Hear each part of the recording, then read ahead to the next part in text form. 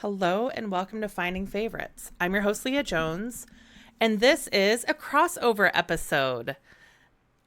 The very first time I had Jesse Dukes on my podcast, I think the very first time, and we talked about the Three Musketeers movie. I had just seen the movie Megan, Megan, and Dukes promised to watch it, and then we would do an episode in the future. So he and his co-host, Chris of Upper Middle Brow, both watched Megan, and then we did a combined episode to talk about robot friends and enemies. So I'm just going to get right into it. This is me with Jesse Dukes and Chris Bagg of Upper Middle Brow talking about our robot friends and enemies.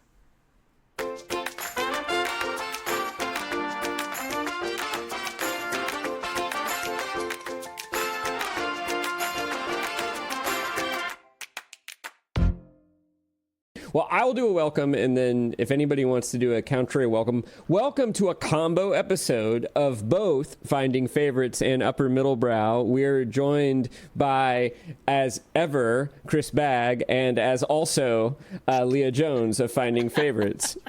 And does anybody want to add? By anyone else in a co-promotion of Finding Favorites? I mean, I guess we could be joined by other people. Right. Yes.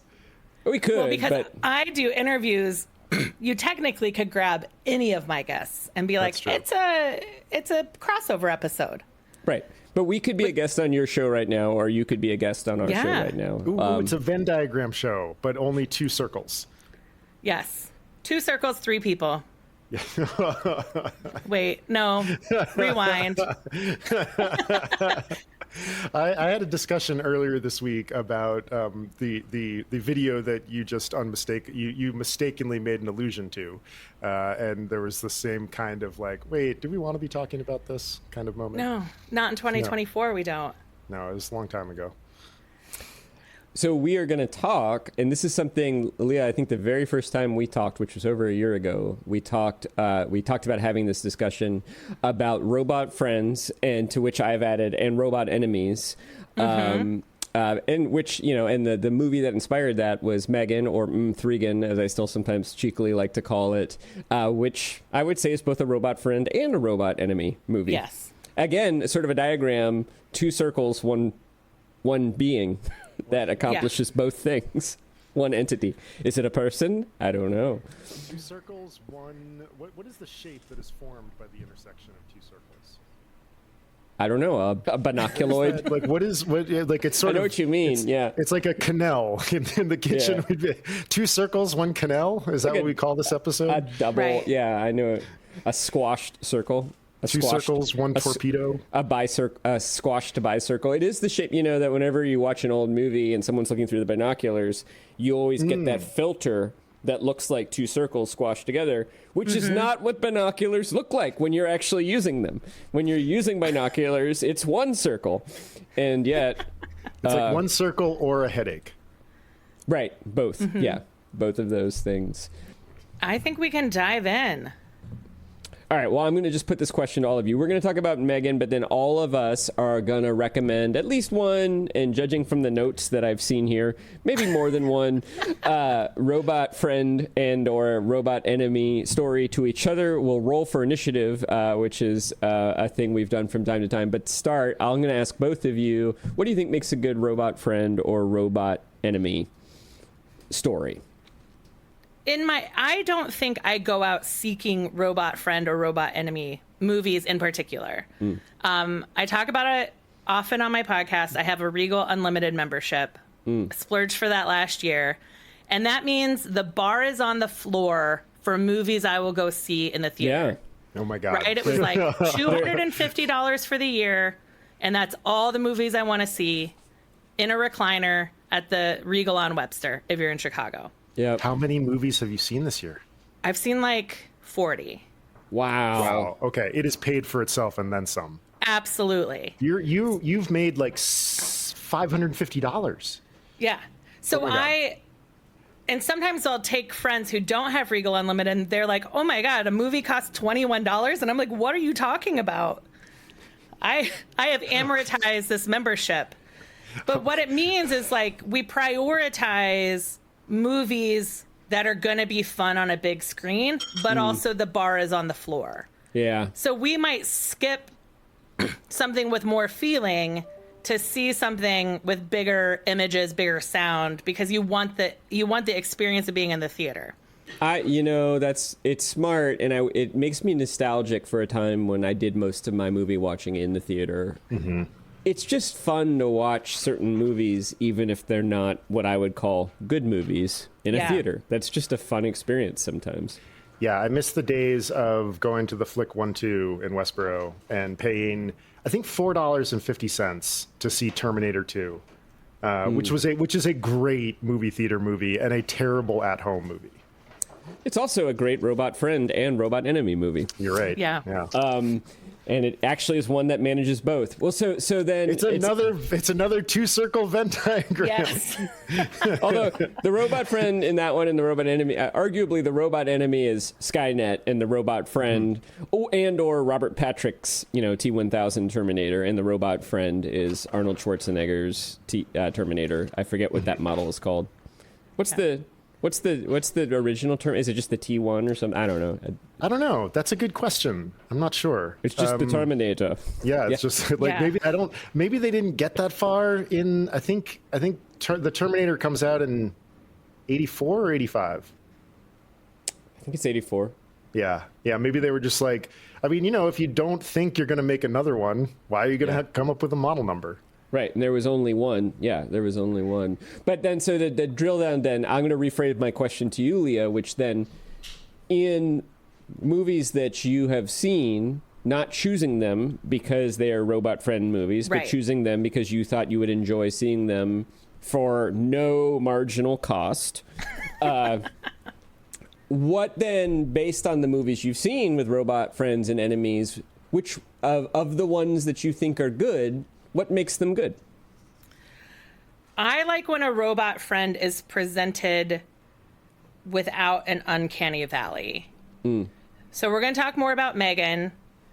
So I like robots that look like robots. Mm-hmm. Give me a C3 or droids. Give me a C3PO. Give me the other one, the little one, R2D2, BB-8. BB-8. So I am more comfortable with robots that look like machines. Yeah. Than robots that look humanoid. So I saw the Creator this year, where they're trying to get there's this weapon, and it is the worst. It is a weapon of mass destruction. It is the worst weapon in the world, and it's been created by aliens, and if they can capture the weapon, then they can beat the aliens. Mm-hmm. Well, the weapon is a robot child. Yeah. That is growing and learning. So you can't just destroy the weapon because it is a child. Yep.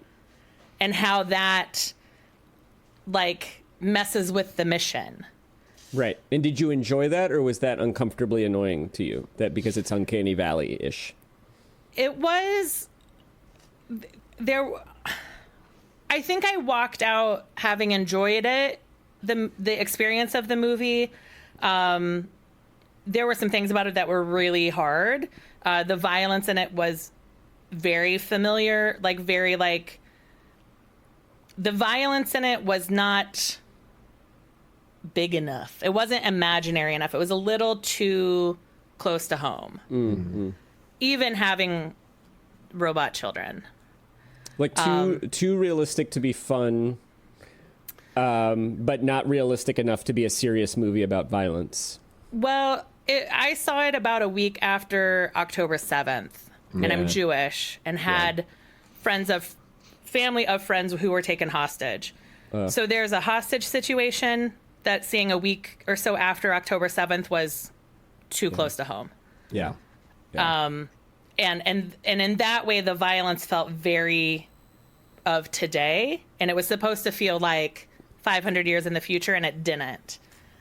So that was one that really comes to mind. But also, I would put forward I mean, nobody agrees with me because this is not what the directors and writers said, but I think Poor Things is also an AI story.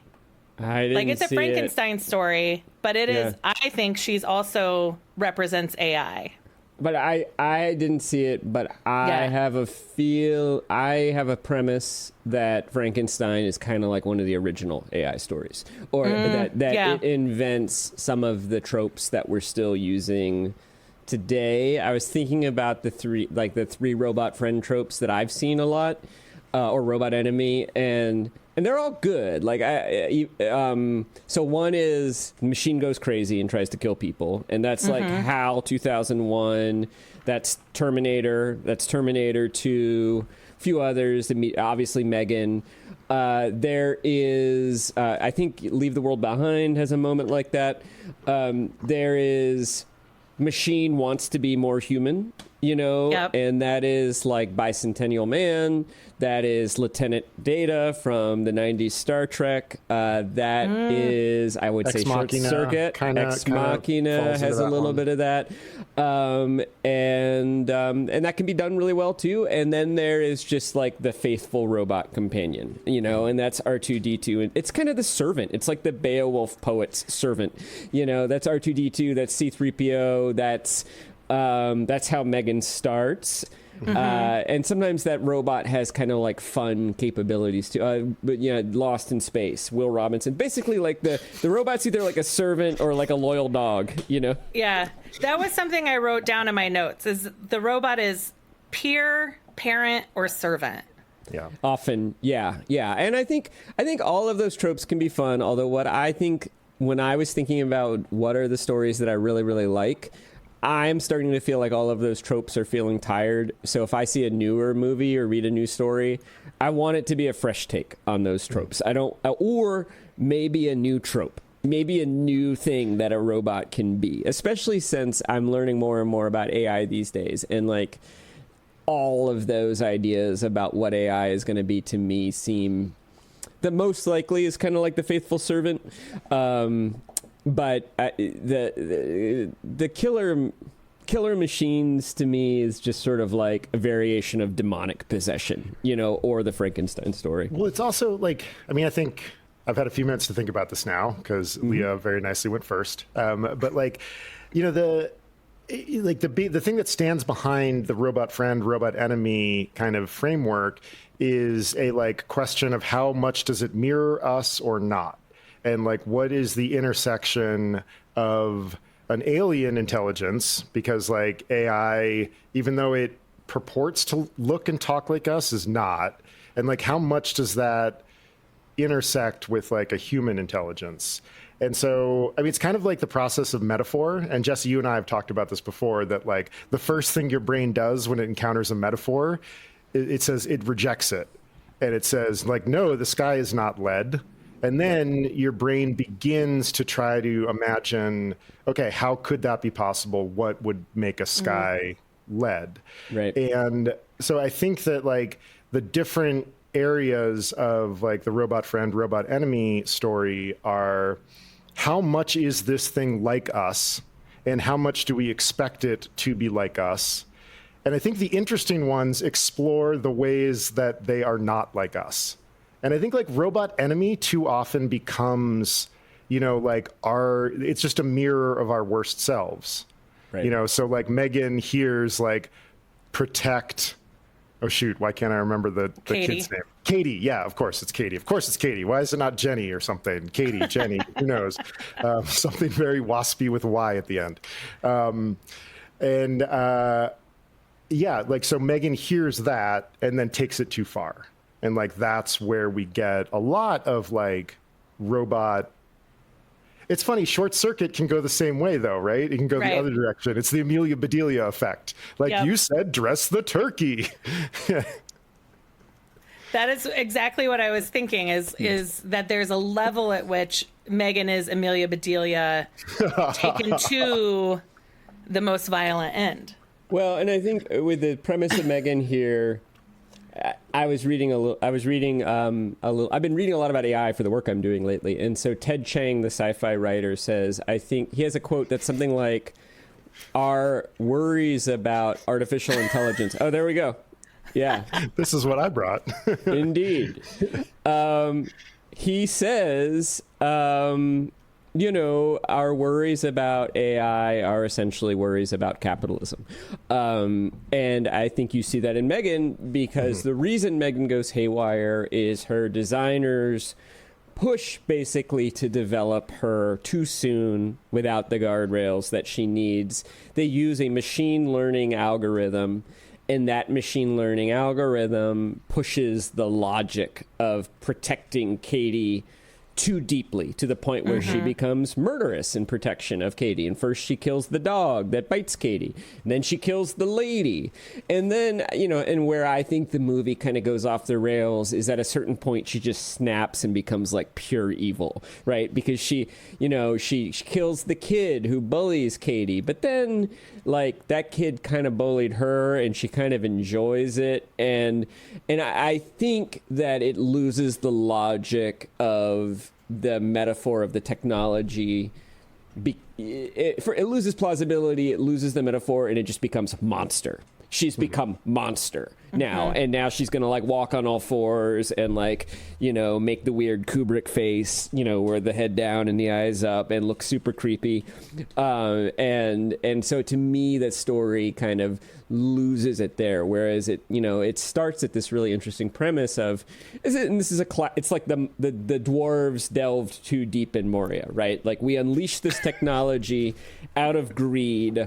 The greed is very, very specific in this. Even her mom, in the end, passes the test and proves to be a good parent, but certainly, her balance is off in terms of wanting to pursue her career as a roboticist and toy designer. And that's the origin of everything that goes wrong with Megan, too. So, and I think that's an interesting premise, but then I think it just gets a little bit too simple. One thing I will say about that movie, though, you said you don't like the Uncanny Valley. I think the Uncanny Valley is like the best thing about the movie. I think the animation of Megan through... I don't know if it's CGI or puppetry or I'm guessing it's some combination of CGI it's a combination. and puppetry. They made a special mask for the actress for like some of the dance scenes and stuff. It was a person with a Megan mask on, like a very high end mask. I scrubbed through it today on Amazon, and anytime I hit pause, there was new trivia up. Yeah, like on the screen, which I didn't know was a thing. You know that, yeah. Pop quiz, right? That's what it's called. Amazon Prime. I love that feature. Yeah. No, I thought that was the best part. I think that, and even though Chris and I were texting, and my take on Megan is that it is Robocop meets Child's Play with like a little bit of Mostly Martha thrown in, which is this movie that we mostly watched. Also about a kind of clueless mom whose sister dies and adopts the child. And although, with Martha's cluelessness has much lower stakes. Nobody is murdered in Mostly Martha, fortunately. She's just not a very good, fake mom. But I really liked that. To me, my favorite part was just like, wow, they did a really good job animating this character because she is creepy and you graceful, monstrous at times. There are all these scenes of like early on when we're starting to get the sense that this machine is starting to go awry. There are all these body language hints at this. And I thought that part was really well done. Yeah. I think that the puppetry feels like it was specifically alluding to Chucky, or Child's Play, it feels like some of the movements were very, like, I feel like they must have watched it a bunch of times and been like, okay, how can we get that particularly sort of jittery movement of Chucky into Megan? But yeah, other than that, like, I mean, it is, Jesse and I were texting about just, it's like the tropiest of tropey movies. You're like, oh, let's get rid of those parents. We got to get rid of those parents. Like, it's funny. I another influence, I think, because when we get rid of the parents, they're driving somewhere that looks like the hotel in The Shining. Yeah. or the hotel. It looks like the Grand Budapest Hotel. Yeah. It also looks like that. I was like, that is not in Oregon or Idaho where they say the accident happens. It's definitely a movie made by filmmakers who grew up on TV. Yep. Like, this is a filmmaker who grew up, TBS was on 24 hours a day. Because it's real tropey. It's, you commented, like, got to get the parents out of the way. And I, as a single childless aunt, hate the like hapless, childless aunt or uncle trope. Yeah. Like, just because, and it just drives me bananas. And I can't think of any other movies that have it where, like, the aunt or uncle is also just fucking incompetent. Right. But her total incompetency when she first gets her, and her total disconnect from, like, a grieving child, or her, you know, that I found that really offensive, because that's not what it's like to be an aunt.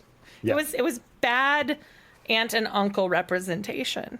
I agree. As an uncle, you wonder as if a Gemma childless uncle was raised in a vacuum herself. Like she has the sort of like all of the characters sort of seem to fill, like, what do we need in this slot? Okay, we need angry CEO, you know, and like you're right. I love that description. It's like a movie completely made by somebody who grew up on TV. Jesse and I were talking about TV plots the other day. The nature of them is that they're like Kleenex, and like TV plots and sets, and like Megan feels like a movie. It feels like none of the sets or the locations feel real. They all feel like sets. Yes, that's interesting. Yeah, I didn't. The other one that just occurs to me, I actually think this is a clever use of a trope, because it reverses it. Is at the very end when Katie sort of saves. Is Jenna's the name of the aunt?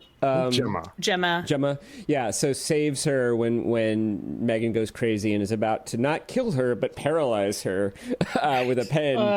I just learned about palliative care. Super creepy moment. And then the way that Misery. You know, you got Misery. You're right. Yep. You see that one. And then it is Sigourney Weaver putting on the loader because the way she but this time it's the daughter saving the surrogate mother as opposed to the surrogate mother saving the daughter. But she takes control of Bruce, the big hefty robot. Right. When you all saw Bruce, weren't you guys all like, oh, Bruce is coming back. Bruce is making a re-entry. Chekhov's Bruce. Chekhov's Bruce. Bruce is going to whoop some robot ass later in this movie. Why is he so big? Why is he so big? Asks. Yeah. The better for smashing Megan apart. Why doesn't he have a face? Because we need something that is not, you know, that we can't layer that we can't reflect our own humanity onto in order to save us from the human-looking robot at the end. Right. No, the Bruce is the loyal robot, right? Who and it fit and passes Leah's test. Looks like a robot. God damn it. Looks like a robot. You know, can I play you all something on a screen share? I dug something up that was also I thought was inspired by this movie. Is that all right? Okay, I think if I do share screen, will it automatically share audio? I think so. We'll find out. Also share tab audio. Okay, so you remember that this movie starts with a fake commercial. To me, those were all heavily inspired by Paul Verhoeven and especially Robocop. There's also a quote of Robocop when Megan wakes up. Like, the first thing she sees is the researchers looking at her, which is exactly what happens when Robocop wakes up. But I don't know how well you remember Robocop or if you've seen it, but the fake commercials are amazing. So I just wanted to share one with you. So here we go.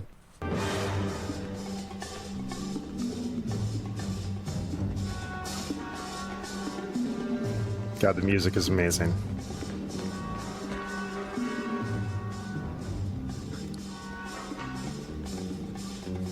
He kind of looks like John Connor from Terminator 2. He does, yeah. You got to get him that denim vest. That's your shorthand for bad guy. What? Seems a little excessive. Magnavolt. The final word in auto security. No embarrassing alarm noise. No need to trouble the police. Are you just gonna get in the seat? And it won't even run down your battery. Magnavolt. Lethal. Oh my god. That was wild. There are like 5 like that in the movie. And, you know, when I saw Robocop when I was probably like 11 or something, and those all flew over my head. And then I went back and watched it as an adult, and I was like, oh my God, this is high satire. And you know, the plot is also a greedy corporation invents a robotic cop in order to make money and then ignores all sorts of signs that the technology is flawed because it's making money too. And it's similar to Megan, you get this kind of critique of capitalism gone awry. But those commercials are amazing. You can find them all on YouTube if you have like 2 minutes sometimes. There's also one with like the future has no ozone layer, so there's one where a model advertises like SPF 200 sunscreen, and it's completely opaque.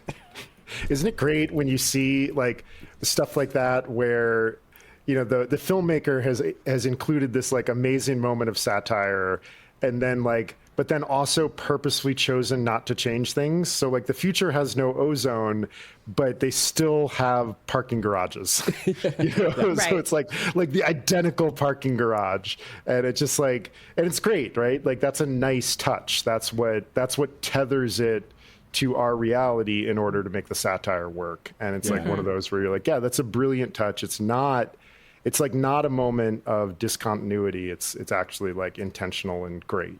Well, and RoboCop is supposed to be near future, but like many sci-fi things, it is commenting on the present. You know, it is commenting on sort of the corporate, public, private partnerships when it comes to policing and over-policing and all of those things. And that is a story of robot wanting to be human too. You know, that RoboCop's quest the entire time is to regain his humanity because he's actually a hybrid man and machine.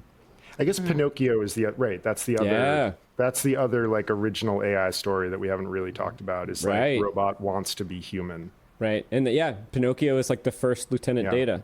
Yeah. Velveteen Rabbit. Velveteen Rabbit. Yep. Yes. Oh my God. Jeez. We gotta stop. I'm gonna start crying. Right.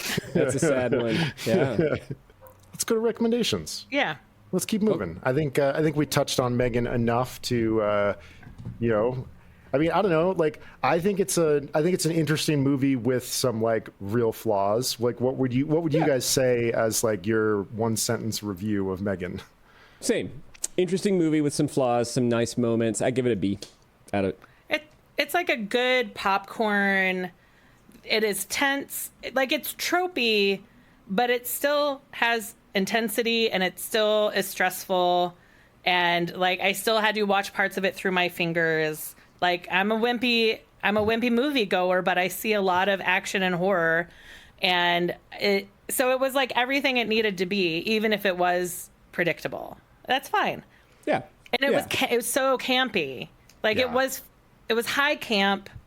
So I think it is like a fun watch, and it's a group. I'm glad I saw this one in the theater. Like, it was a good, one to see with other people yelling at her. That makes sense. Yeah. Stop! Don't go into that garage! Yeah. Right. Yeah. And you're like, no, don't go into the weird, creepy, dark garage at night with the killer robot in it. Don't do it. And of course she does. Yeah, exactly. It had a lot of, I think it was fun like that too. It'll be interesting to see how it ages. I don't think it was a very clever treatment of the robot friend and enemy tropes. I felt like it recycled them without adding much. Apart from, I really am impressed by the puppetry and like the animation. I did think that was really cool and well done.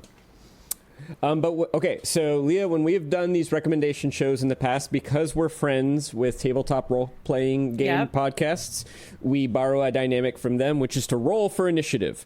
So if you go onto the rundown I shared, there's a link to a website, Roll a Die, and if you click on that, you can roll a 20-sided die, and that is how we will determine initiative. I rolled a 9.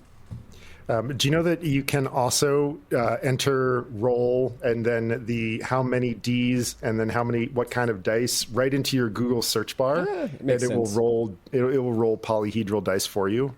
But some startup made like $1 million in acquisition money on when Google purchased that capacity. Yeah, I got a 13. 7. Oh. So it goes Chris, Jesse, Leah. Okay.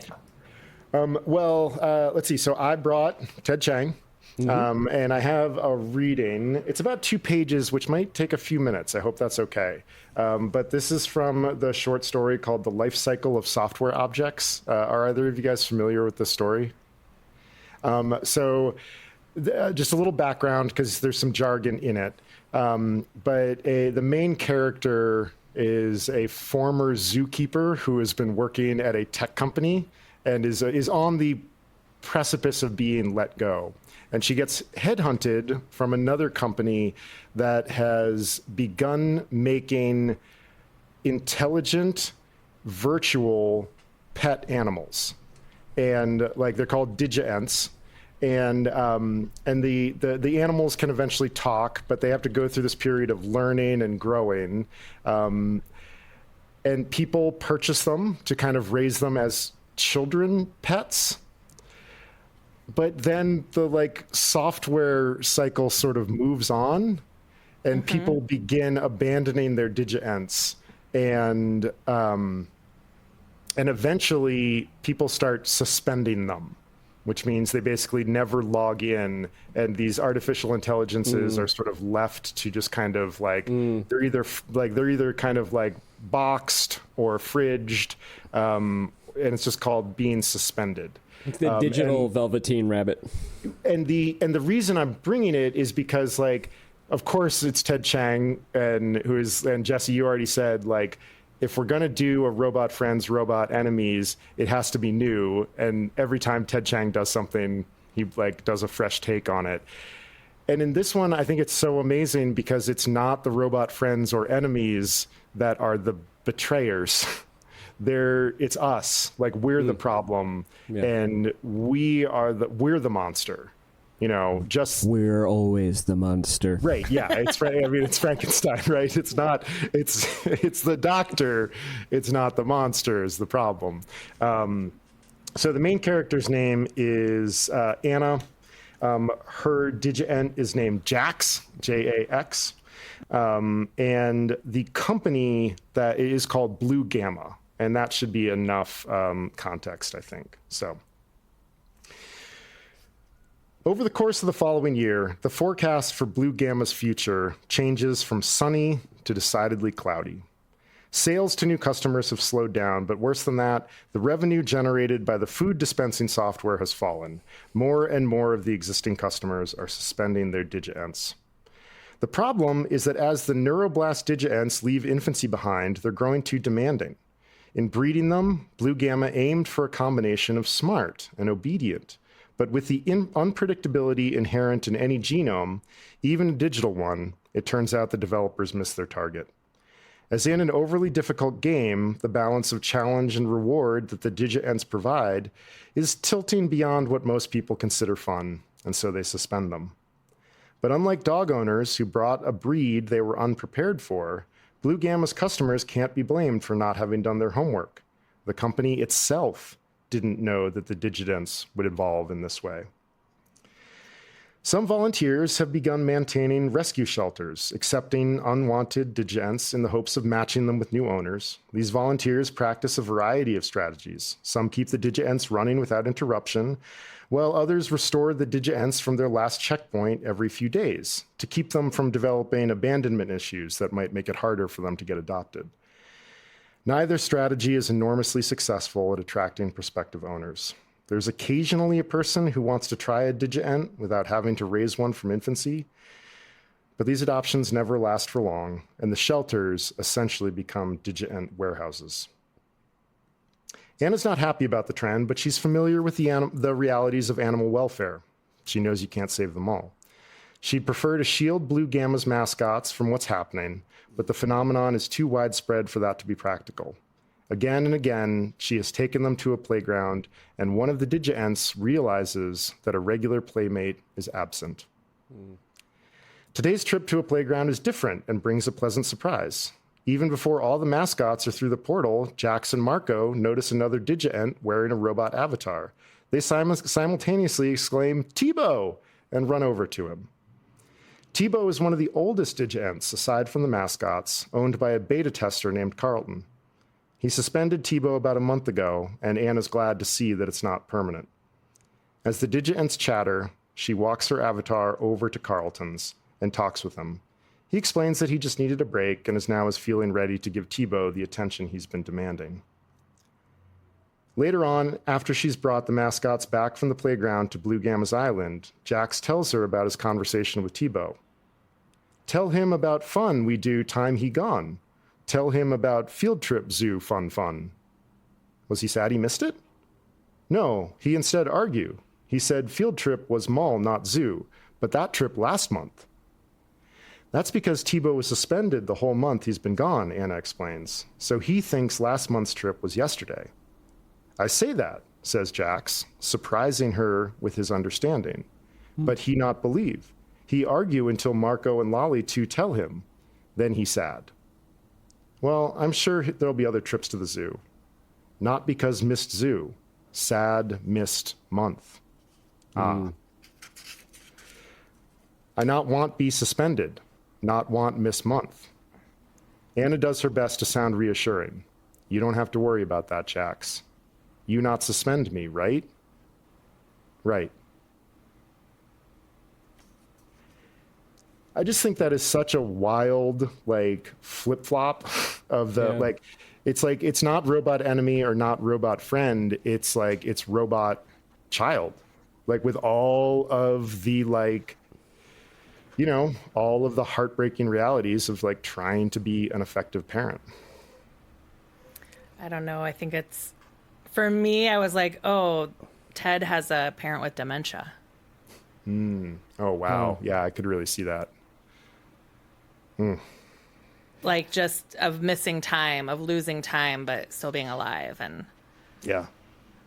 The image that flashed for me, again, and this is, again, derivative of the Velveteen Rabbit, is Woody in Toy Story 3 after he gets torn and then spends a fair amount of time in the bin.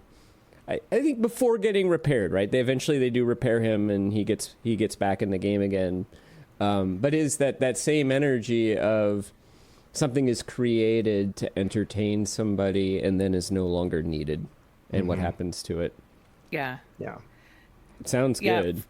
For part of it for me, and I recognize this is the only book I ever recommend, but Jasper Fforde has a series of books, the Thursday Next series, and then so starts with the Air Affair, and in it, there's a book police and then go in and out of book world, and characters who have been written are only needed when their book is being read. And when their book is not being... So when their book is being read, they're out on the page. Characters are called from the library run by the Cheshire Cat. So characters, when their books are read less and less, spend more time in the library and eventually get recycled when their book has been read for the last time. And they're up for grabs to new authors. God, it's so bing it made bong. me think of that world of of what happens when the toy is no longer loved, the digital animal we've created is no longer holding our attention. It's mobile games that fall out of use, right? It is all about it's everything that Meta and Facebook is trying, right? They're trying to make it sticky, so you keep coming back to the sites. Yeah. And but in a animal form, which is just brutal. Yeah, it's the Island of Misfit Toys. Yeah, it's yeah.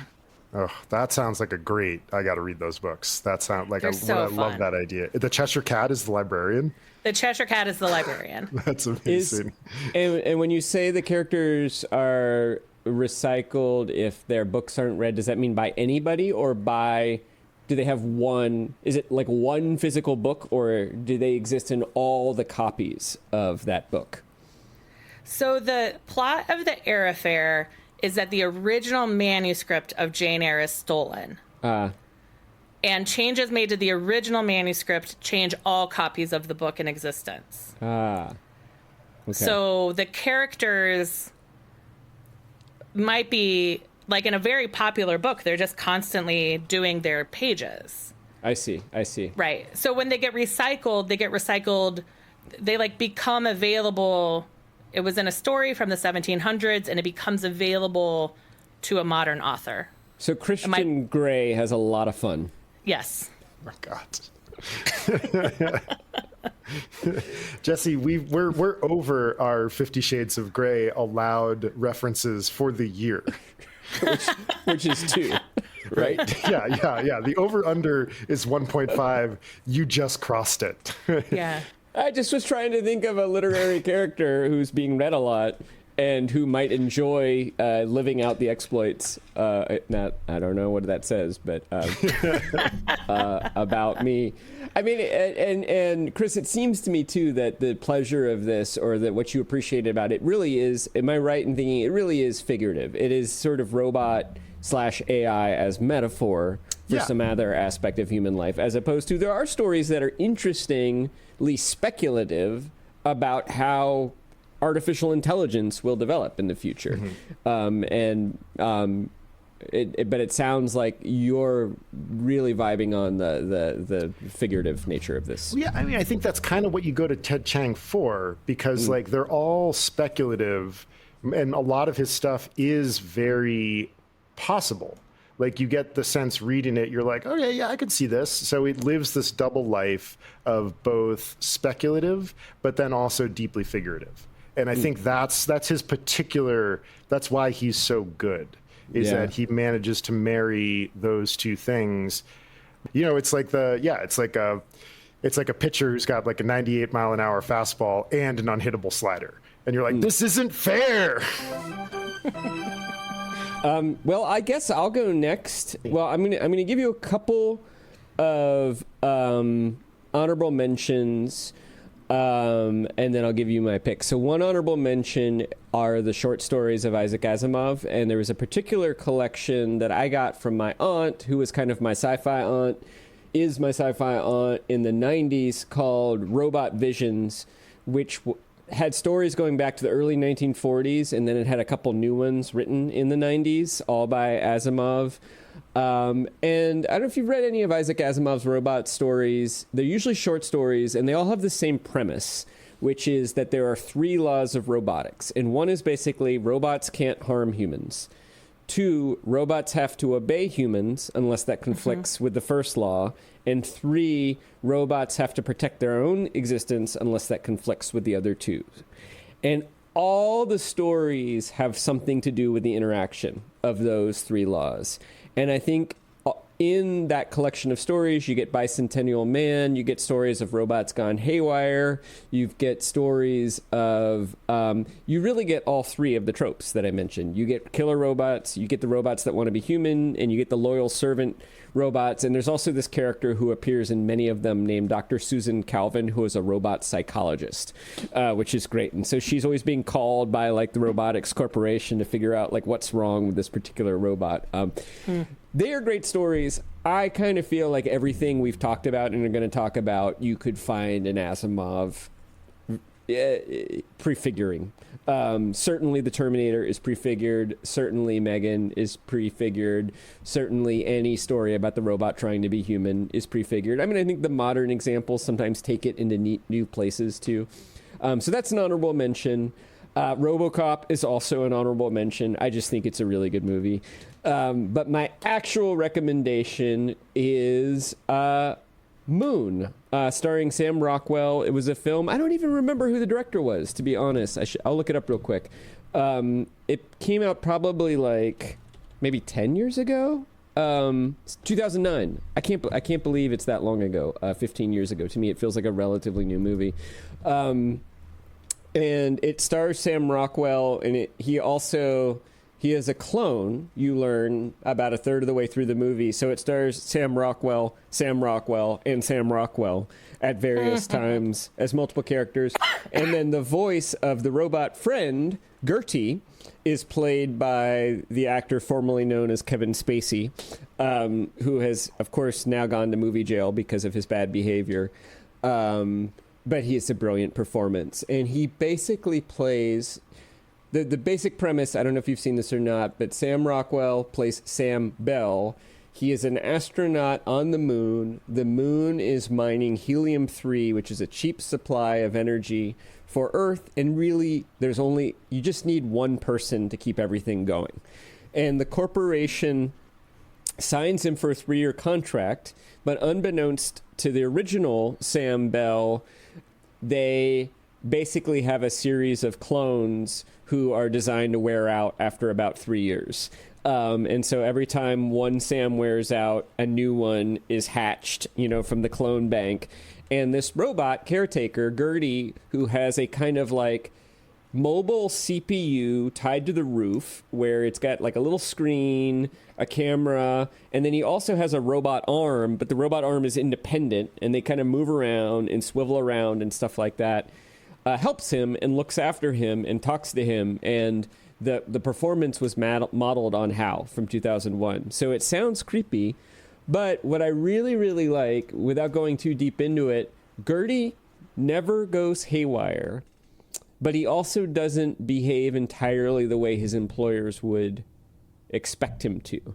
And I don't think it's because he's violating his programming. I think, like with the Asimov stories, he has 2 programming directives, and one is to support this moon mining mission, and the other is to take care of Sam. And those 2 things are sometimes in conflict. And so Gertie has to kind of figure out how he's going to navigate that conflict. And so when Sam is starting to figure out that maybe he's a clone and maybe there's something... Sam doesn't know he's a clone. None of the clones know that they're clones. They think they're the original Sam. And when he's starting to figure these things out, he'll ask Gertie questions, and Gertie will never lie to him, but will often try to divert him, which I think is really, really interesting. And then there's a moment, I'm going to try to do another screen share, where Sam has kind of figured out what's going on, and he asks Gertie to explain it. And let's see if the screen share works, because it's Amazon Prime. They might not play nicely, but I'm just going to try it. Yep. Okay, you should be seeing Sam Rockwell. Mm-hmm. There's 2 Sam Rockwell clones. One of them is 3 years old, and he is basically starting to fall apart and die, and that's the one you're going to see. And then there's another one. Let's see if you hear it. Am I really a clone? When you first arrived at Chiang, there was a small crash. You woke up in the infirmary. You suffered minor brain damage and memory loss. I kept you under observation and ran some tests. I remember that. Sam, there was no crash. You were being awakened. It is standard procedure for all new clones to be given tests to establish mental stability and general physical health. Genetic abnormalities and minor duplication errors in the DNA can have considerable impact on... What about Tess? What about Eve? They are memory implants, Sam. Uploaded, edited memories of the original Sam Bell.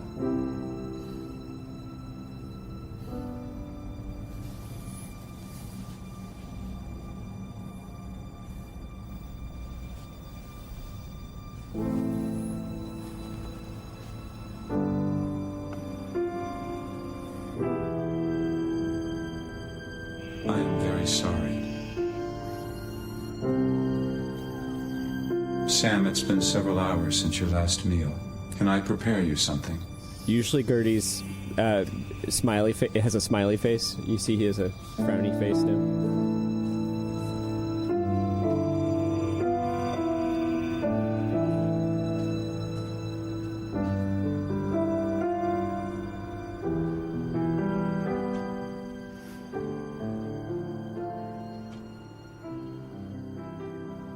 Whew. Yeah, man, it's heavy. And Wow. I think actually there is a figurative thing going on here. I mean, this is sort of a metaphor for capitalism. This poor miner is being completely exploited by the company that's benefiting. And because he's a clone, they can get away with it, probably because he has no rights and that kind of thing. But Gertie, the robot, I don't think we're within 10 or 20 years of this technology, but I could imagine maybe 50 or 100 years in the future having robots that could be programmed to be an assistant of an outpost miner or an astronaut who do have their programming encodes with them an urge, a capacity, a compulsion to look after this person. And the complexity might be manifest as something like an emotion, right? You know, that a neural network might, I don't know if it's possible, and that the mission of looking after the human might conflict with the mission that its corporate designers actually built it for. And I think that's a really, really interesting idea. I also think there's probably human analogs to that idea too. You know, if you think about your insurance customer support person who you call on the phone when you're not getting the treatment you need paid for. And that person's trying to help you, but they also have been hired by the insurance company that doesn't want to pay you. I think the robot, and I think that's an increasingly common situation, and I think we're going to turn to robots in those situations. I bet even now, if you call your insurance company in certain situations, you might end up chatting with an AI-powered bot, at least at first, you know. I think we're going to see more and more of that. So I thought that was a really powerful moment. And I think what I really like about that film's depiction is Gertie doesn't snap. He doesn't go crazy and try to kill anybody. He doesn't completely betray his corporate overlords. He continues to operate, but like many humans, it's torn between two elements of its programmed values, and it tries to follow those values. And that is, to me, it's a really human experience, but then it's also profound to think that we could put an artificial intelligence in that position, and maybe we will someday. Yeah, I mean, you know, a lot of these movies, like the AI thing is basically like, this is it's a safe place to set all of moral quandaries. You know, do you kill one person in order to save seven? It's the train problem, that sort of thing. I think the greatest droid that we've ever gotten to see in Star Wars is K2SO in Rogue One, which is, you know, the greatest Star Wars movie, because it's a total party kill, because they're freed from the fan service restrictions of keeping the story aloft. They're like, sweet, we can kill all these people.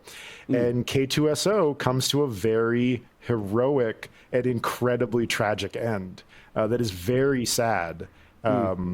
And like the droids in Star Wars are programmed to preserve themselves, but also their bigger directive is to protect the humans that are around them, which is that same, like, I think what you're getting at, Jesse, is what's interesting here is the moral conundrum that we can get when we take these robots and give them human moral quandaries. That I think it's very unlikely that we're going to get a super intelligent robot that decides to turn against us. I don't know that we'll even have robots with emotions, maybe one day. But what I think will happen is the robot's own directives, its programming will create conflicts for humans and for robots. And that is actually, to me, more interesting to think about than, oh, it turned into a demon like Megan, you know, or like Skynet, which again is just like this old idea of demonic possession and kind of mysticism, which is not to say that those stories can't be fun. I really do like Terminator and Terminator 2, but I'm also getting a little bit tired of them. By the way, Chris. So something I realized is that I have been confusing Sam Rockwell and Sam Elliott. Yes, I was too. I was like, oh, this is not an old man who's a cowboy. Who is the Sam that plays cowboys? You mean all this time I'm just a clone? Leah, you and I were in the same Sam boat. Hale's going up here in this moon station. I was imagining this like mustachioed, Yes. cowboy hatted dude, like kind of wandering around like the Sea of Tranquility. I'll Yeah. be danged if you don't look just like me. Because doesn't Sam Rockwell sound like he should be Sam Elliott's brother-in-law at least? You know, I would always confuse Sam Rockwell with Dean Stockwell, who is an actor from like the 70s and 80s with a similar name, who plays kind of similar characters too, but they're like a generation apart. Yeah, I don't know. I sort of figured out who Sam Rockwell was at some point, but I do remember he has one of those names that's eminently forgettable, and you're always like, Sam Rockburn? Dean Rockwellian? Dean... Yep. Sam Rockstone, Stone. I think what's happening is because this is what I do with it, is I hear Rockwell and I think Norman Rockwell, and I think that guy he must be a very old. Sam Rockwell does sound like your grandfather's bridge partner, right? So Like, it's gotta Right. be, it's gotta be, it's gotta do be you- the narrator from The Big Lebowski. what are you doing this weekend, Sam, Grandpa? Oh, I'm just hanging out with my old buddies, Sam Rockwell, Edgar Turpentine. It is an old fashioned name. He's a great actor. He was let's see, he was George Bush in Vice. He's Zaphod Beeblebrox. Those are the movies that stand out to me with Sam Rockwell. He's Guy, the guy who thinks he's going to die in Galaxy Quest. The red shirt, as it were, in Galaxy Quest. He's the long-suffering sort of police chief in the Two Billboards movie with Oh yeah, Two Billboards Outside of something, Nebraska. he's not the chief. He's the kind of racist deputy. That's right. Yes. Yeah. Woody Harrelson is the chief. Woody Harrelson's the Yeah. chief, and Rockwell is the guy who beat up a black teenager, but kind of feels bad about it or something like that. Yeah, it's a weird sort of role. Is that Peter Boyle? I'm not sure. I don't think it's a good movie. No. But I watched it on a plane, and I don't think it- any movie that you watch on a plane. Isn't it the guy who ever- made Slumdog Millionaire? Isn't it the same director? Is that Peter?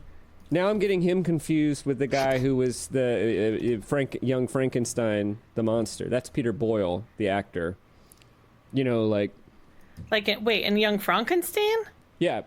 Bullets! That guy. Have I summoned to you the character? Do you actually now know who I'm talking about? That's Peter Boyle. Who directed Slumdog Millionaire? Please hold. Danny Boyle. Yes. Who did Train Spotting? Who did Train Spotting? I believe Danny Yeah. Boyle directed 3 billboards outside of Billings, Missouri. It's like Ebbings, Nebraska. Yeah, that's right. Ebbing, Missouri. Okay, we got there. Who's the director of that? 3 billboards. It's one of those movies. I think that's why people started calling it Three Billboards. Oh, it is 3 billboards. Okay, yes, yeah. 3 billboards. Martin McDonough. That's right. Yeah, he wrote and directed it, and which I was super bummed about. It feels like a Coen Brothers movie, but it's not a Coen Brothers movie. Well, Leah, do you have recommendations for us? I have recommendations. I wrote down while you were explaining your Sam Rockwell Elliott movie, where you were explaining Moon. I realized how we went this whole time without talking about Doctor Who. Ooh. Right? Oh yeah. Doctor Who has robots. Well, and the TARDIS itself is an intelligent thing. Right. So Yeah. you have the TARDIS, you have the Robomen? The Cybermen. Is that what they're called? The Cybermen? Yeah. And the Exterminate. Daleks.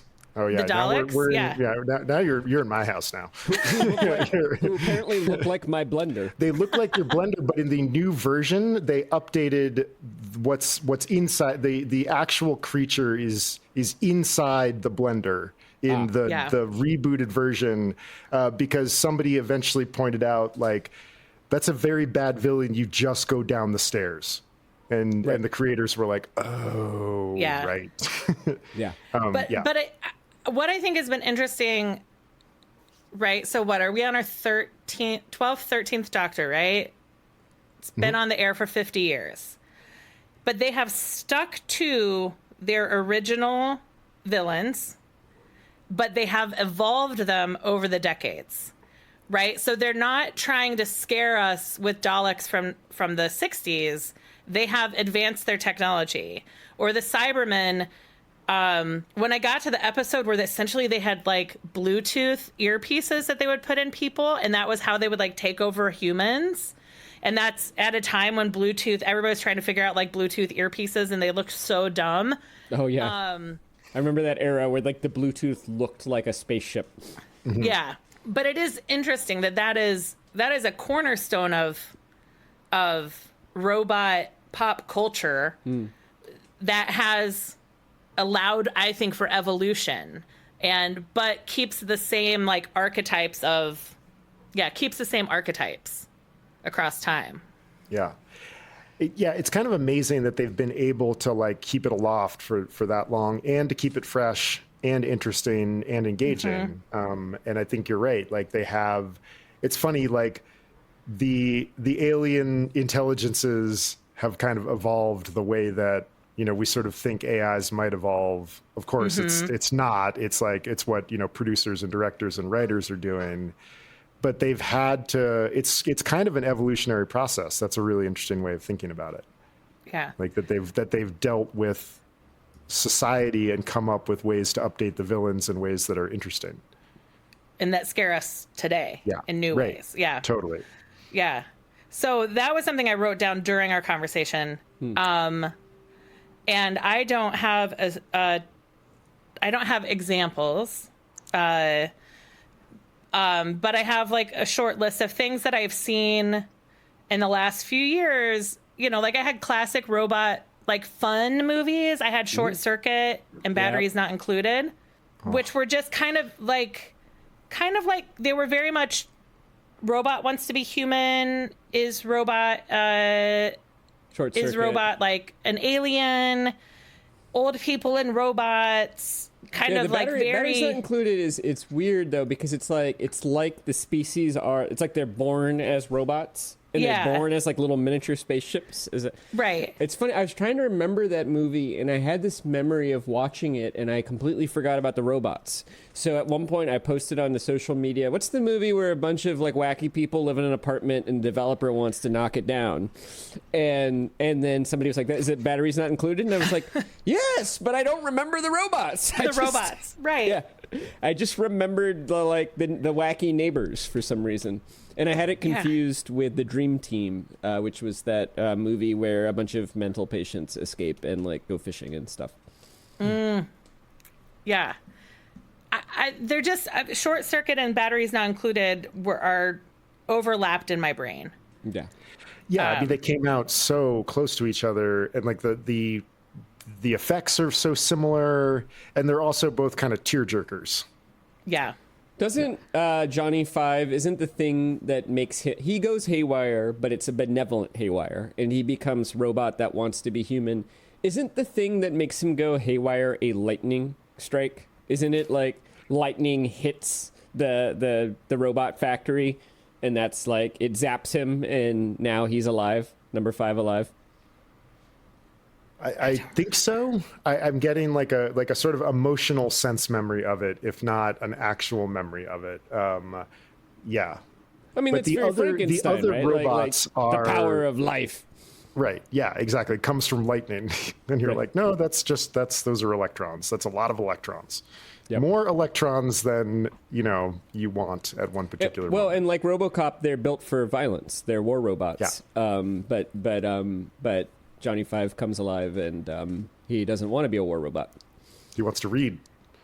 That's the image I most remember from Short Circuit is Johnny Five reading books in about 3 seconds, which is like fairly prescient, like the idea that like of course a computer is going to process text so much faster than we can. They can do that. Yeah. So my you could probably still catch it in a movie theater recommendation, and then something I'm excited about. I saw Alien Romulus. I'm sure I've seen a couple other Alien movies. It is, again, it's like that was one we knew would be good on a big screen. Mm-hmm. And it is a story in the Alien universe, but in it there is an AI support robot from an earlier movie that's brought back. Right. And I guess the actor has passed away and they got his estate to approve using, it's kind of the skeevy, like recreating a dead person's likeness in a new movie. I know the actor you're talking, I can't remember his name, but I know the actor. And I once remember there was an audiobook on Audible of William Gibson's never used script for an Alien sequel, which that actor narrates, which is kind of cool. Yeah. Do they bring back Bishop? Is that the android they bring back? Yeah. Oh, that's amazing. I've seen a few trailers for Alien Romulus, and I've been like, it's the only Alien installment that I have been tempted by in the last 10 or 15 years. Bishop's in the second one, right? And he kind of betrays them. He's sort of a stooge for the corporation. Do I have that right? Aliens? I thought Bishop was in the first one, and he's the android that goes crazy and pukes up a bunch of milk. Leah, am I getting this right? This is not, the Alien universe is not my world. So it's not mine either. So Bishop is who you're thinking of, and they make him he is a type of android used across a bunch of different ships. So it's not necessarily the same one. It's that he is a type. Like WALL-E was a type of robot. I think I never saw WALL-E. Yeah. Right.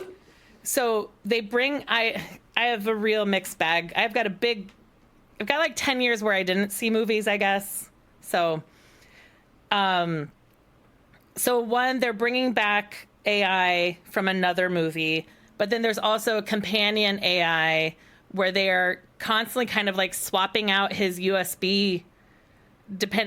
Sometimes he'll glitch and they've got to restart him, and they'll go to a panel behind his ear and pull out a USB, swap it, and that becomes that becomes important to the story. I won't say more because I do think it's apparently, if you remember things about other Alien movies, it has some fan service. I didn't catch any of it.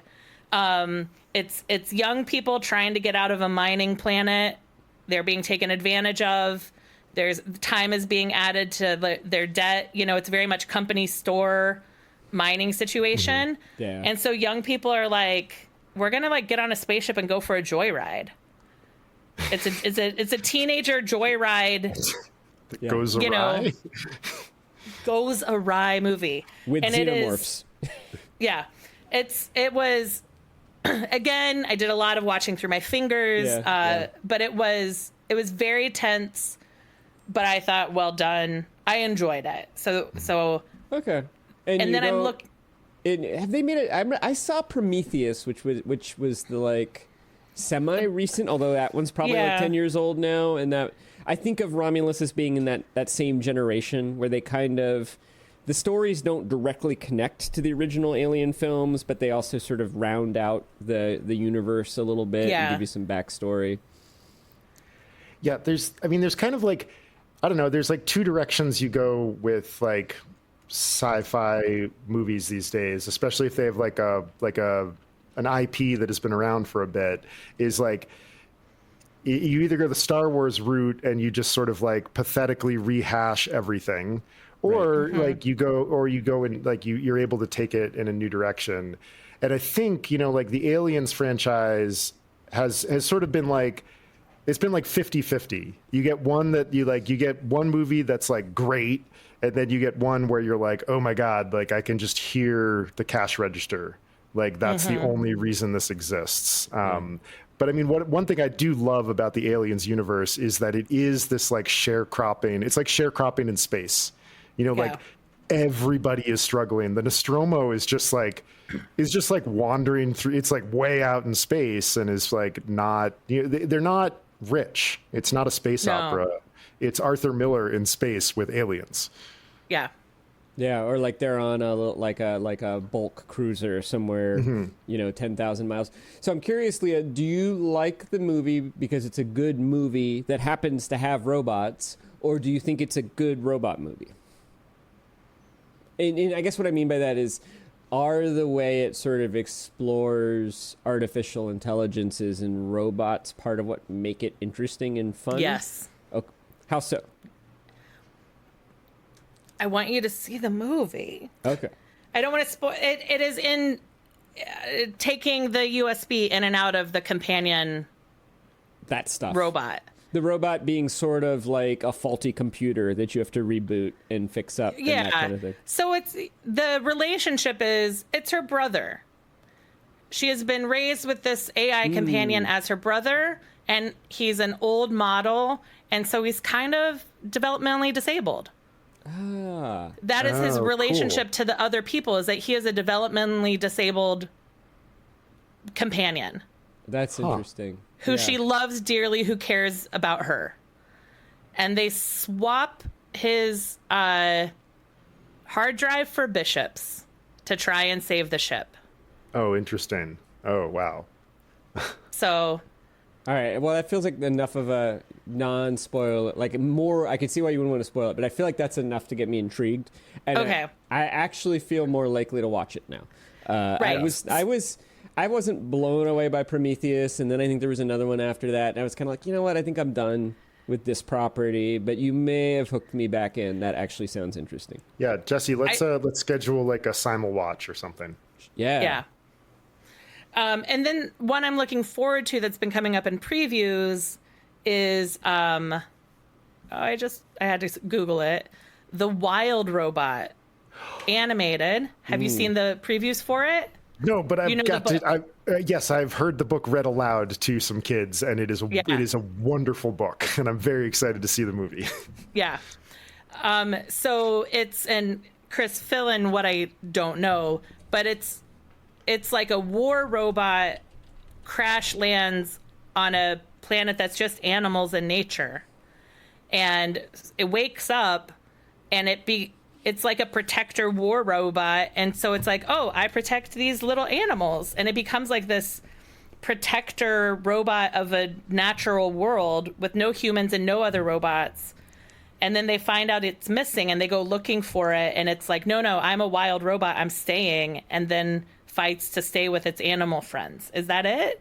Oh yeah, totally. And like the corporation like refers that they like want to like take her back to the farm is like what it's called, and it's wonderful. It's really good.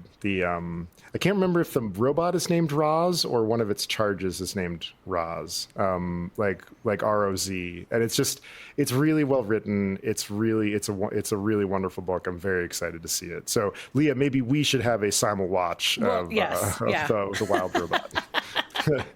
So that is a robot movie I'm excited for. Like it's one of the kids movie previews that's come out that I'm like, oh no, that one I'm going to. It looks so good. The animation looks amazing. It's really, I'm really looking forward to it. In talking about that, you reminded me that there's also a robot sort of kids movie called Robot Dreams that I've heard is good too, but I haven't seen. Either of you know about this? I haven't seen it either. Yeah, and there is also, I believe, another film that I thought this was, which is a series of anime shorts based on several sci-fi short stories, including one by John Scalzi, who I always enjoy. And I can't remember what that's called, but I've also heard that's good as well.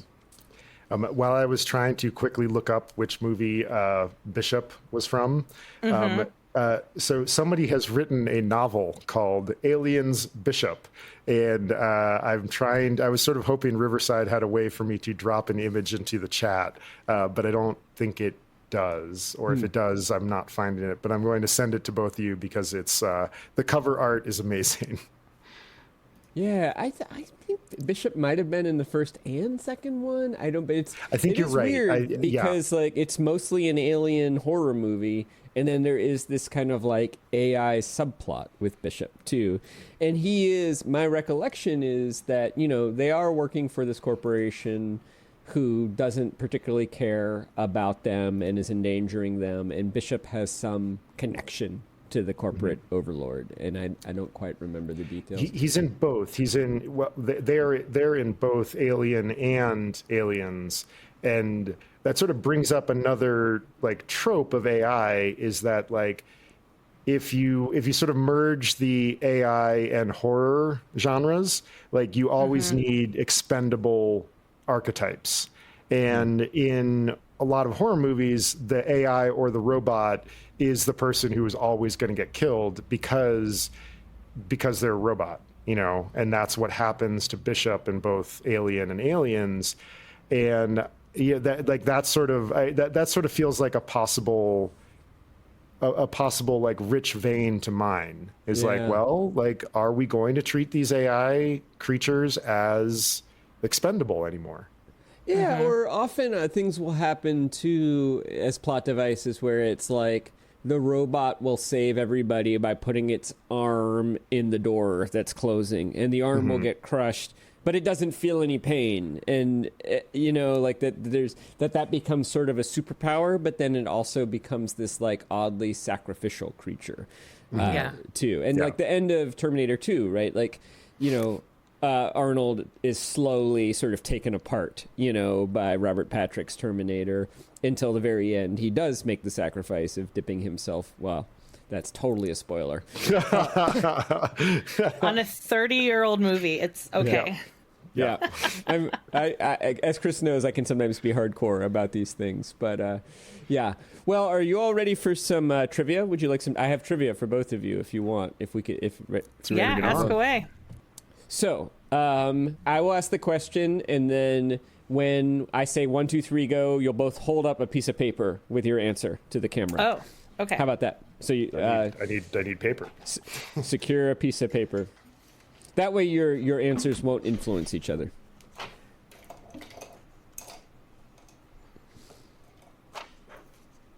I'm ready.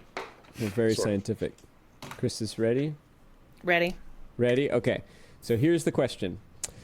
Recently, robots at the Berkeley Auto Lab, which is a robotics, research laboratory, broke the robotic laundry folding speed record. And robotic laundry folding, in order to set the record, you have to fold a random assortment of clothing that has been sort of dumped on a surface unceremoniously. So different clothing, different sizes, in sort of chaos, in a heap. I imagine they hire teenagers in order to achieve this effect. So recently, the robots at the Berkeley Auto Lab broke the robotic laundry folding speed record. How fast can the new robot, the fastest robot for folding randomly splayed clothing garments, fold clothing? A, 120. I'm going to give you, there's multiple choice. So is that clear, or do you want me to restate the question? No, it's clear. I was going to ask about the unit of measurement, but you're giving us multiple choice. So Leah and I were on the same page. I was like, we're not being given enough parameters to answer this question. We have clarifying questions on your trivia. Like what's the unit volume? Right? Yeah, the unit time of measurement is folded garments per hour. So you could start thinking about, say, how fast you could fold, how many garments you could fold in an hour. Shit, I mean, are we folding jeans, or are we folding like fitted sheets? Like a fitted sheet takes a year to fold. No, t-shirts, button-up shirts, jeans, garments. Okay, yeah. Clothing that a human being could wear. Does it include matching socks? Or just folding? Just folding. I don't think it has to match socks. I think it just has to fold. I'm not 100% sure, but I imagine we're mostly talking shirts, skirts, shorts, trousers. This is 100% like following the standard arc of upper middle brow trivia, which is the creator / asker has done like the bare minimum amount of research to generate the question, but like cannot field the wackadoodle questions that the other host inevitably comes up with. I mean, I did read a whole article about it, but it doesn't necessarily go into detail about the garments that the robots are folding. But Was the record-setting robot able to fold A, 120 to 140 garments an hour, B, 80 to 100 garments an hour, or C, 30 to 40 garments an hour? I think I can fold 100 garments in an hour. I hear writing. Yep. Let me know when you're ready. Ready. I'm ready. Okay. We're going to go 3, 2, 1, go. And on go, you're going to hold it up. 3, 2, 1, go. Leah has chosen B. Bagg has chosen A. The correct answer is C. 30 or 40 garments an hour. Robots, the best, most powerful, expensive, best robots that research can create, are really bad at folding laundry. How much did these robots cost? I mean, That's my next question. So much. I don't So much. know. And it's also like hard to answer because the technology that powers it is probably based on, like automation robots that build cars and things like that. Like when I've seen the videos, they look like the kind of robots. So they're standing on the shoulders of other technology. I imagine hundreds of thousands, if not, But it's single two digit arms millions. with like claws at the end. Yeah, they've right? got 2 arms. If you want, It's lobsters. yeah, They're lobsters. They're like little, Lobsters. yeah, they're little 3. It's like 3 finger appendages. I can post something. I can do a quick share. I really want to have see the robots sort of like holding up garments sort of confusedly. Like, how does this work? Like, that's Chris what Bagg, I want. If you have YouTube, you I can go see watch that. this. Okay. Yes. Yeah. Well, do they look confused? I only want to watch it if the robots look confused. I think that I don't know if they don't have faces. So do you see? This is what the robot laundry folding robot looks like. It doesn't have a face to express confusion, but you can certainly see them, sort of trying. Let's see if this is a video. Nope. You can certainly see them trying to fold the shirt and then kind of like not getting it right and then trying again and trying again. But, I think I find this fascinating, too, because I think right now we're in an age of AI enthusiasm. And I think a lot of us don't realize, how incompetent many robots are. Even though robots can assemble like a Ford vehicle, but basically that the parts they're using are the exact same dimensions every single time. And, laundry is chaotic. It's different every time. Every shirt has a different weight. It has a different texture. It has a different, friction. Is this a 7-8 years ago, I was working on the launch of a robot called Temmie. And essentially it was like a Segway with an iPad and a tray. And it could follow your parents around the house, assuming the house had no stairs. So a Roomba, okay. like it's a Dalek. It could carry their tea for them. You could use the screen to make calls, but it would follow you and carry a few lightweight things. Yeah. So That's cool. it. Yeah. That's yeah. And I think that one of the things we're learning is that we humans have capacity to make sense out of chaos to a degree that we don't even know until we try to get a robot to do it. And the robot's like, this is really hard. Would you all like to watch 60 seconds of a robot trying to fold laundry? Would that be fun? Yes, obviously. All right. Here we go. This makes me think that we've got another like Tolstoy illusion here. Like all happy laundry is the same. All unhappy laundry is unique in its own way. It's Cloth true. grasp point detection. Oh my God. This is the lab. I don't. This is begging for hilarious voiceover. Right. What is this? This. You could just imagine the This is, America's Funniest Home Video guys doing the voice, This is a cloth. Can you tear it? Is it a shirt? Okay. Wasn't it the Full House guys who also did the video my God. voiceover? Okay, good job. It looks so proud of itself. Oh my god! Like it smooths it out at the end. So it's got a camera. It said point detection, right? So it's holding up this leopard print towel and it's turning it all around, trying to find a corner. Yeah, it's like trying to like recognize the shape of it, right? Like where is this in space? And we'll note it's doing linens rather than garments, which I would imagine linens are easier than garments. They're all rectangles. They're all rectangles, yeah. But also using the table to fold. Watch when it goes from the pile table to the folding table. Yeah. It's going to use the table to make the fold. Yep. Oh yeah. Oh man. See? Okay. Is the Leah? Are the tables here? I like how it lovingly smooths the linen. I really after. do like that. I love how its arms sort of like come up after it's done, as if it's excited. Right.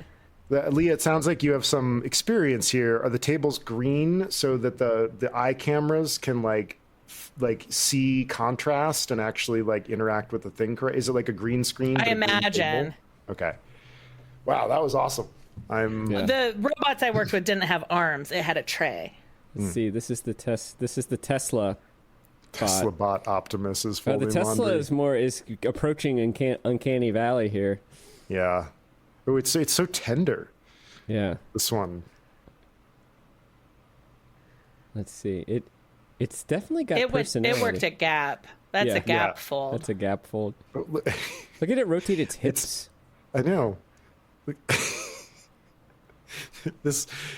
The Tesla robot has style, but I think the other one did a better job with the folding. I think so. Yeah, but that was a t-shirt, which we all agree is harder, right? A t-shirt is more difficult than a towel. Yes. Let's see if we can get some more. This is folding clothes autonomously.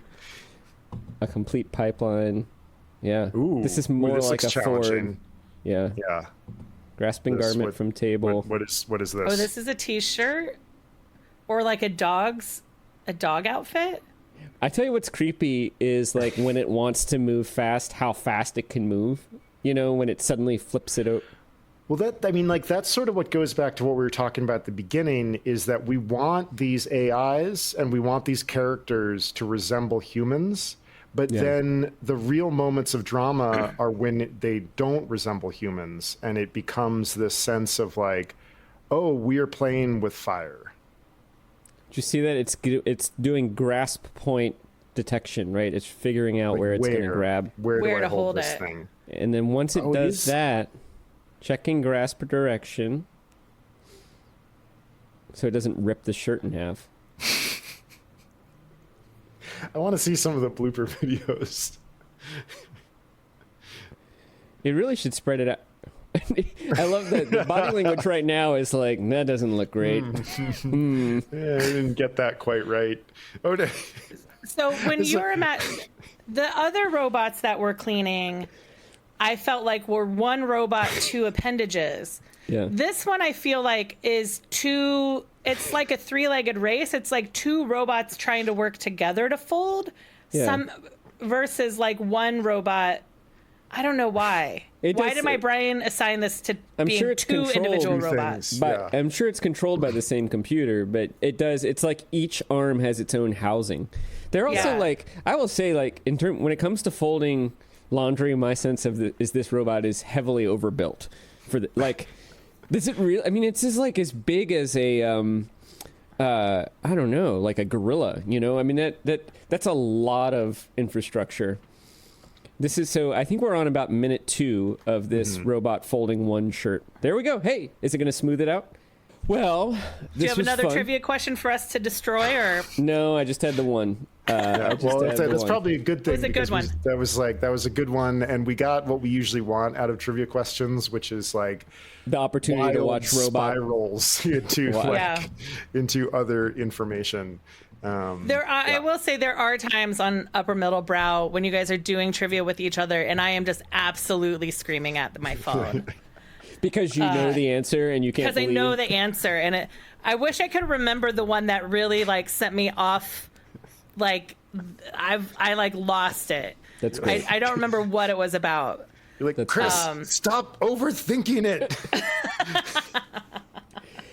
The number of times that Chris will ponder the correct answer and then say, oh, but it can't be that. That would be too simple. And then choose I the wrong reason answer. myself out of it like 8 times out of 10. It's quite often. Well, shall we read some credits? Sure. You can find Finding Favorites wherever you get podcasts, and on Instagram, Finding Faves Pod, or not on Twitter anymore. So really just on Instagram. Please rate and review 5 stars, because if that is important for the big podcast, it's important for us. I'm Leah Jones. You can find me on Instagram at ShyLeah, ChILeah. And wear your mask, wash your hands, and keep enjoying your favorite things. Get your flu shot. There's new flu shots. Get your flu shot, yeah. And there's new Get your COVID shots, RSV too. vaccine if you're over 60.